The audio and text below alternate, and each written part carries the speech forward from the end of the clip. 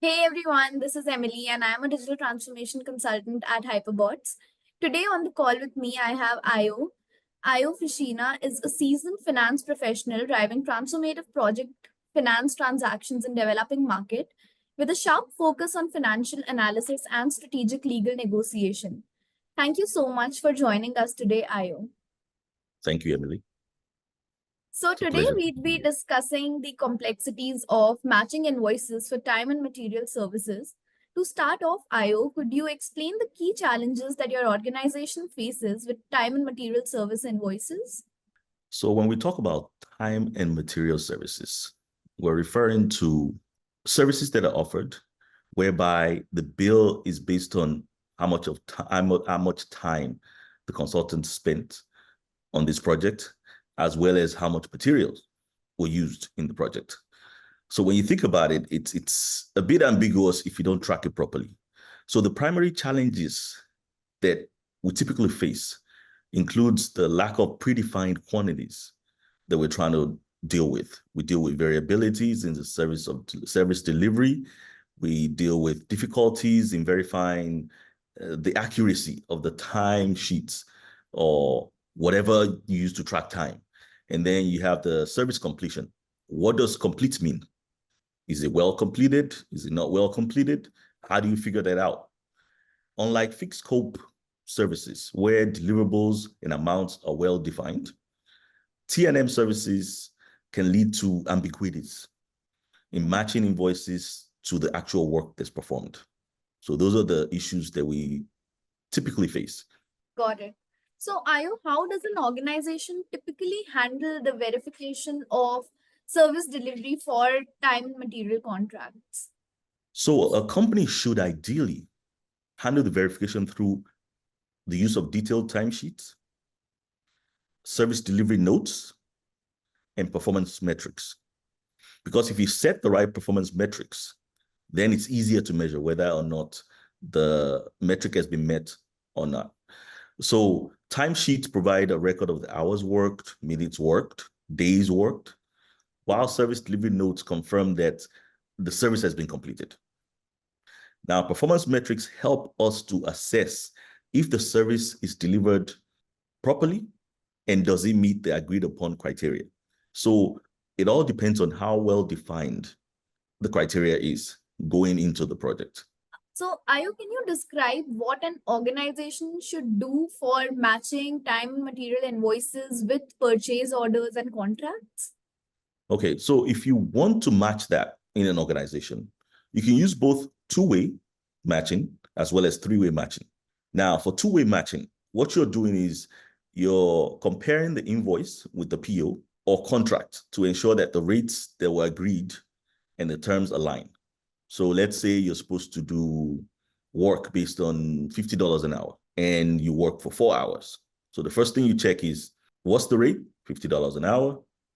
How much time was spent? 4 hours. And then the next thing that you do is three-way matching. Now, what that does is it adds an additional layer by including service delivery notes and timesheets. Because now you said, okay, we've checked the rates, we've checked the agreed upon time.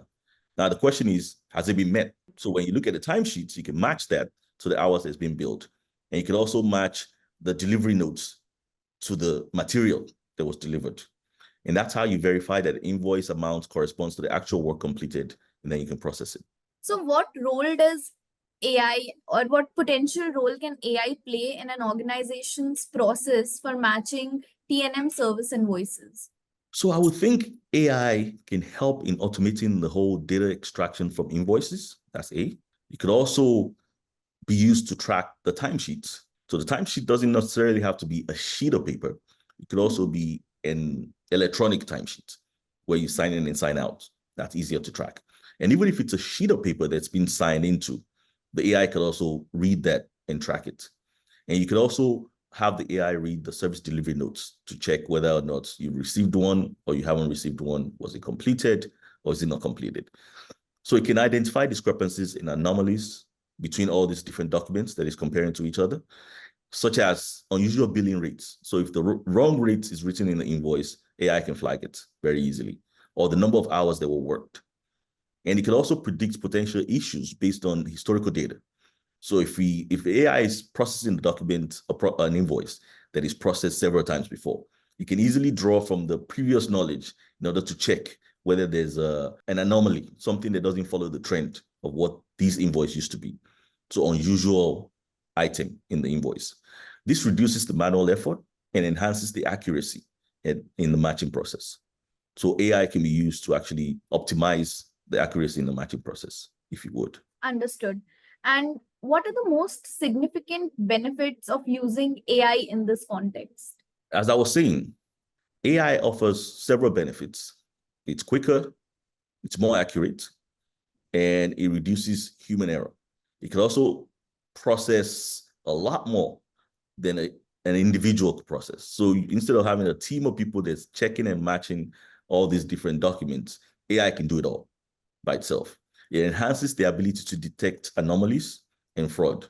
Like I said, it could identify exceptions from historical data. See, if a human being is doing this, he has to go back into the records and see, oh, what did this used to look like? But AI can go back in a second. A human being will have to go and pull the invoices and the processed invoices to see where's the differences. So where are the differences? So for AI, I think it can easily go through all these things very quickly with less errors, and it could also potentially flag and escalate issues that it may have identified. So, Ayo, how does one address the challenge of, let's say, verifying service delivery in the absence of physical goods? So we can address this challenge of implementing service delivery notes, which are signed by both parties. So you're not necessarily checking the goods, but you have a document that's signed by the person that's delivering the service as well as the person that received the service. So that means you have a matching between the two if both of them signed it. And then additionally, we'll use performance metrics and regular reviews to ensure that the services billed align with what was agreed upon, and that what was done ultimately, hours and materials, also match what was agreed upon. And of course, this would have been checked by the person that's signing from the company side as opposed to the supplier side. So, just out of curiosity, Ayo, have there been any recent changes or improvements per se in matching processes for T&M invoices that you would have seen in your recent companies? Definitely. As we all know, change is inevitable, especially in the digital world. Change is every day, every second even.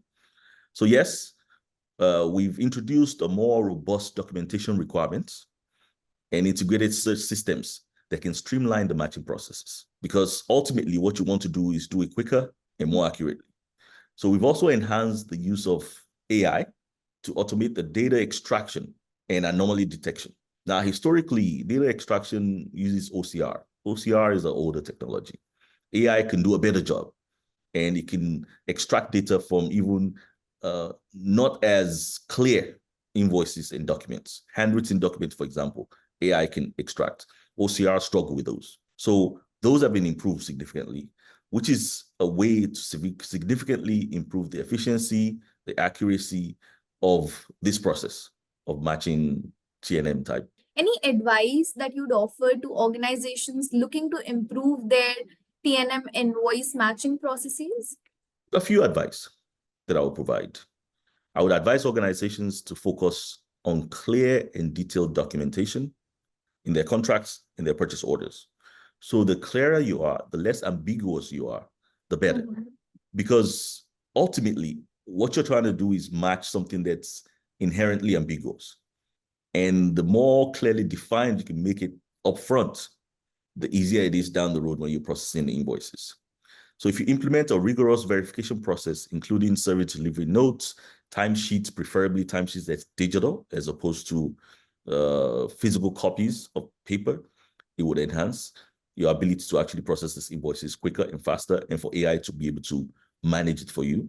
You can also leverage AI to automate and enhance the accuracy by regularly review and using the AI data to train the AI to be more efficient and more accurate at what it's doing. So regular reviews and updates of the processes are also important. If you see there's a there's an area where you typically find errors. You should try and figure out how to improve that. So you should mistake-proof the process as much as possible. Those are all crucial to adapting and changing the needs of your invoice processing team, and also making sure that new challenges are identified and resolved.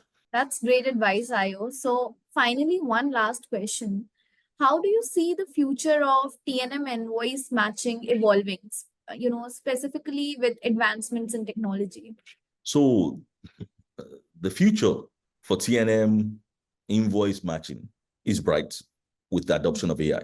So I expect to see a greater integration of advanced technologies in this TNM type invoices. AI would also help to continue enhancing the accuracy and efficiency, like we've been discussed all through. And as technology evolves, these tools can now be used to even do more than what they're currently being used to do. So AI can not just figure out if there are anomalies, it can also determine whether the differences between the invoice and the PO is something that's material or non-material. Because when you think about it, the way it works historically is garbage in, garbage out. Mm-hmm. If an invoice, for example, is missing something small, maybe order number, but this is somebody that you have a contract with that's been submitting invoices more than 100 in the past, AI should be able to detect that the address and the name matches what is historically being used. And then it can flag that as an exception, but it's not an exception that will prevent it from matching and going forward with invoice processing. So the way I see this is that AI will be able to learn which exceptions are acceptable and which ones are not acceptable over time, and develop a more finely tuned invoice processing methodologies, just like a human being would do. Because a human being can tell that, oh, just because it's missing that, it's just an omission. It's still the same invoice from the same company that we're working with, and we can process it instead of having to go back and have it tracked for days in order to figure out how to fix the error. So I'm thinking AI will be smarter. They'll get better at what it's doing. And then even organizations will get better at defining the scope of engagement of whatever project they're working on, whether it's time, what does good work constitute? And the better you define it, the more clearly you define it, the better the AI can support you in processing these. And then AI can be used to tailor to different industries. Because when you think about it, some industries have a lot of need for this time and material. For example, construction industry. Construction industries, largely that's all they do. They use materials to build, and people that are working on site are billing based on time. So this is the essence of a construction industry. So the more AI is tailored to specific needs of an industry, the better. And I see AI improving in understanding the peculiarities of different industries as time goes on. Thank you so much, Ayo, for joining us today and talking about, the different complexities and nuances